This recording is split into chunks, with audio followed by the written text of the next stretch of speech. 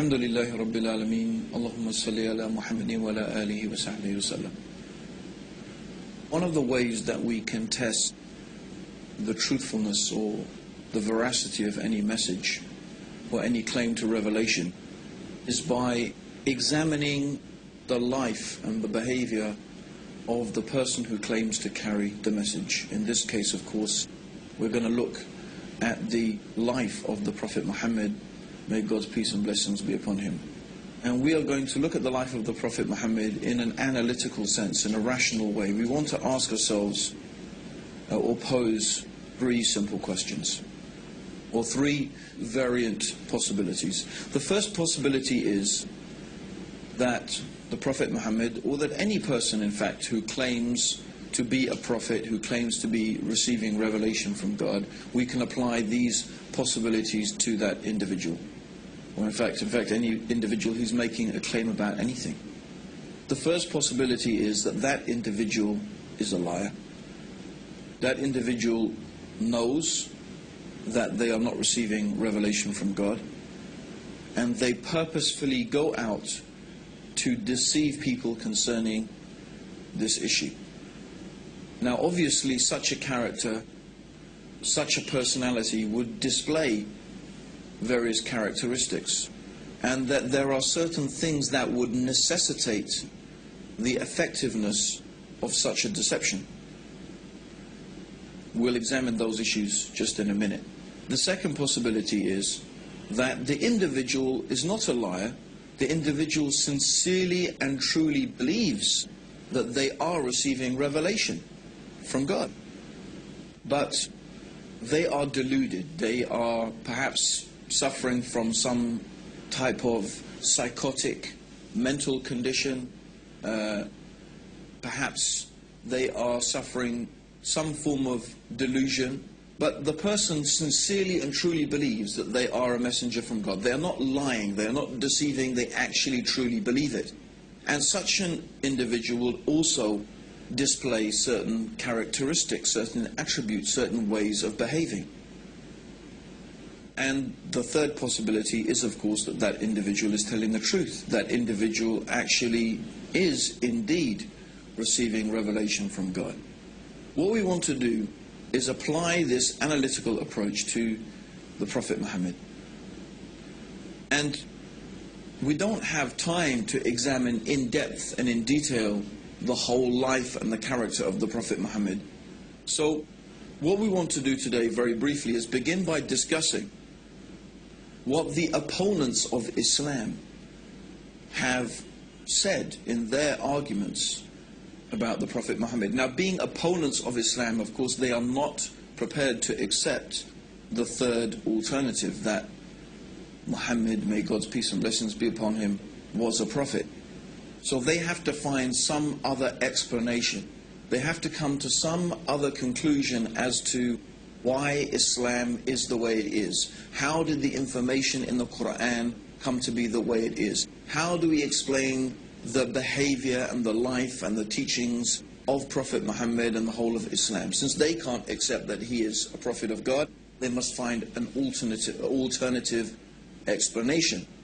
Now, one of the oldest polemicists against Islam was a man called John of Damascus. John of Damascus was a monk who wrote some of the first actual written attacks against the Prophet Muhammad. Of course, in the life of Prophet Muhammad, he suffered many attacks and many insults and many abuses by the Quraysh. But this was the first constructed attack against the Prophet Muhammad, and even these writings exist today.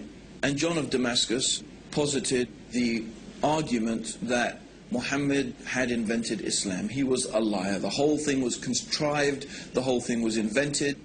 And in order to explain the information in the Quran, John of Damascus said that the Prophet Muhammad learnt it from a Nestorian priest. A Nestorian priest, the Nestorians are a sect of Christianity. And he claimed that all of this information was learnt from a Nestorian priest, and others have proposed the same type of idea, that he had someone from whom he was gathering all of this information, maybe some priest, maybe some rabbis, but anyway, this information must have come from some human source, someone who was well-versed, someone who was knowledgeable in religious affairs, in legal affairs, and so on and so forth, who was feeding Muhammad this information. And that Muhammad invented this whole religion for his own personal gain. So this is one proposition. Now, some modern writers have taken that same approach, but they have tried to give the cloud, as we could say, a silver lining. They said, yes, Muhammad invented Islam, but his intentions were good. He invented it because he found his people in such a bad condition that he wanted to improve their condition, and he decided that monotheism and removing them from idolatry was the best path to their reformation. But it still leaves the question, from where did Muhammad get this information from that we find contained in the Quran and in the teachings of the Prophet Muhammad? It still leaves us with the position that he must have lied, he must have invented it, he must have got that information from somewhere. So this is one particular group of writers have gone down this line. And they obviously will not accept that the Prophet Muhammad is a messenger from God. The other group has taken a different approach.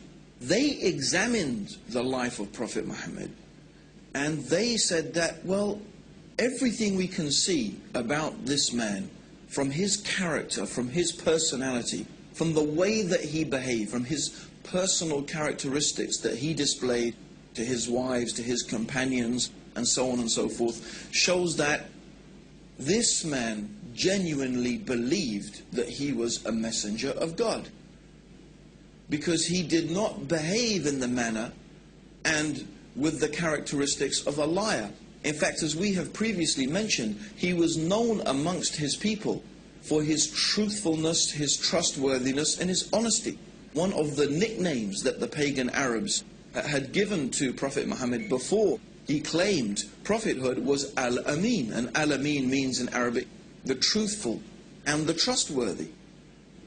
He was well known amongst them for his honesty, his truthfulness in his dealings, and his sincerity. And these characteristics the Prophet Muhammad continued to display throughout all of his life.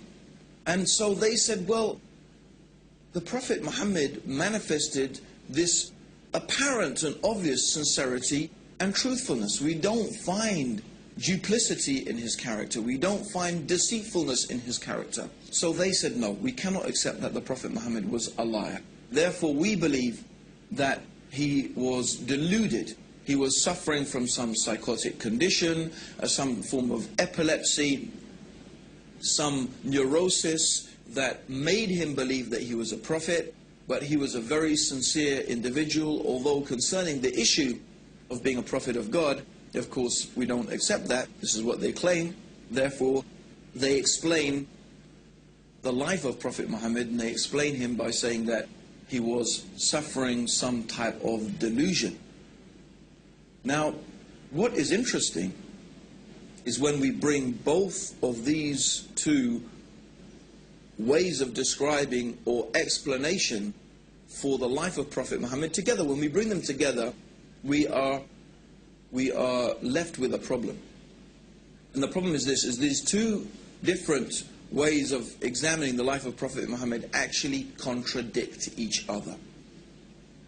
The first one says that we need to explain the information in the Quran. We need to explain its deep knowledge of theology, of philosophy, of law, of religion, of history, of science, and all of these things are manifest and clear in the Quran. Where did this knowledge and information come from? These people say, well, the Prophet Muhammad must have learnt it from someone. But the other is that the Prophet Muhammad was honest and truthful and trustworthy. So on one hand, we need, or the people who are trying to attack the Prophet Muhammad and say that he's not a prophet, they need on one hand to say he was a liar, and they need to say that to explain the information in the Quran. On the other hand, they need to say that he was deluded, because that's the only way that they can explain his truthfulness and his sincerity. But of course, somebody can't be a liar and be deluded both at the same time. You can't be a liar and be deluded both at the same time. You can only have one or the other. But they need both in order to completely and properly explain the life of Prophet Muhammad. Let's further explain that. If you are deluded and you think that you are a messenger of God, when someone asks you a question, or when you are confronted with a problem, you don't think, oh, let me run off and ask my source of information, my rabbi or my priest who's teaching me things, because you don't need to, because you think God is going to reveal that to you. So a deluded person does not go off seeking information from someone or somewhere because that person believes that God is going to reveal that information to them. This is how a person who is deluded into thinking they are receiving revelation behaves. So we see the impossibility of having both things at the same time. Of course, a simple way to reconcile these conflicting opinions is that the information in the Quran concerning theology and philosophy and history and science and so on and so forth is there because this knowledge has come from God. And the sincerity and the truthfulness of the Prophet Muhammad is there because he was exactly what he claimed to be, a messenger of God. And in fact, this is the sincere and honest way to reconcile these two things, to come to the rational conclusion that the Prophet Muhammad must be what he claimed to be, a messenger of God. Now, I just want to use 3 incidents from the life of the Prophet Muhammad. There are so many that we could use and so many things that we could illustrate our examples with from the life of Prophet Muhammad. In fact, I do encourage everybody to get hold of a good, authentic life history of the Prophet Muhammad, written by a Muslim, and read it for yourself. And I am sure that if you are sincere and you are honest to yourself, that you'll be convinced that this man is a messenger of God. But I want to take only a few examples. The first example I want to take is in the early days of Islam, when the Prophet Muhammad had begun preaching his message, and the pagan Arabs, the leaders of pagan Arabian society, began to realize that the message of Islam was not going to go away. In fact, more and more people were becoming Muslim. And many of them were slaves and women, the most downtrodden and exploited people in society. And they began to see that Islam had the potential to upset their whole social structure and their status quo and their control over society. So they came with a proposition to the Prophet Muhammad. This is the leaders of the pagan Arabs. They said, look, if you want to be our king, if what you desire by calling people to this religion is to be our king, we will make you our king. If what you desire is money, then we will make you the richest man amongst us. If you desire women, name whatever women that you wish, and we will take the most beautiful women of Quraysh and marry them to you. And if you are suffering from some illness or from some disease that you say this spirit comes and talks to you, we will spend any amount of money and do whatever we can until you are cured from this illness. So if we really think about this offer that was made by the pagan Arabs to Prophet Muhammad, every possible worldly motivation is there. Do you want to be the king? In other words, if the Prophet Muhammad is seeking to be a ruler and to be king, they'll say, we'll make you our king. You want to be rich? If that's your motivation, we'll give you money. You want women? We'll give you whatever women you like. You have some problem, you have some disease, we will spend whatever it takes until it is cured. What is there? What worldly offer is not contained in this offer? It's all there. If the Prophet Muhammad was motivated by any worldly needs or by any worldly desire, he could have accepted their offer and it would have been satisfied. So what was his reply? His reply to his uncle is famous. In one of the books of Seerah it is mentioned that, "Oh my uncle, if you give me the sun in one hand and the moon in the other, I will never leave off calling to this message." Or in another time he said to his uncle that, "I cannot abandon calling to this religion and to this message any more than you could take a torch and light it from the sun." So clearly, the Prophet Muhammad was not motivated by worldly desires. And we have to again pose the question, is this the manner of a liar? Is this the manner of a deluded person? Then another amazing incident that we want to narrate is when the Prophet Muhammad first publicly called people to Islam. A truly remarkable thing happened. He stood on the top of a mount, of a particular hill in Mecca called Mount Safa. And traditionally, this was a place where if Mecca was being attacked, someone would go and stand on the top of this hill and shout a warning to the people that the city was being attacked. So the Prophet Muhammad went to the top of this mountain and started shouting and calling the people. So the people came, and all of the tribes, everybody came, and if the leader of the tribe did not come, they sent a representative. And so when the people were gathered in front of him, the Prophet Muhammad started calling the various tribes of Mecca by name. "Oh, tribe of such and such, oh, tribe of this and that," calling the different tribes. And then he said, "I have come to warn you of a terrible punishment from your Lord. I have come to warn you of a terrible punishment from your Lord." When one of the uncles of Prophet Muhammad heard this, his name was Abu Lahab, he started insulting the Prophet. He started cursing the Prophet Muhammad. "May your face be rubbed in the dust. Is this what you wasted our time for, Muhammad? For this? You wasted our time for this? We could have been earning money in the marketplace and you wasted our time for this?" And this is when some verses of the Quran were revealed. These verses of the Quran are very well there. It's one of the short chapters at the end of the Quran. "Tabat yada abi lahabin wa tab." But very briefly, that's not the whole chapter, but what the meaning of this chapter is that this small verse of the Quran is saying that you, Abu Lahab, and your wife, you are going to be in the hellfire because of your persistent disbelief.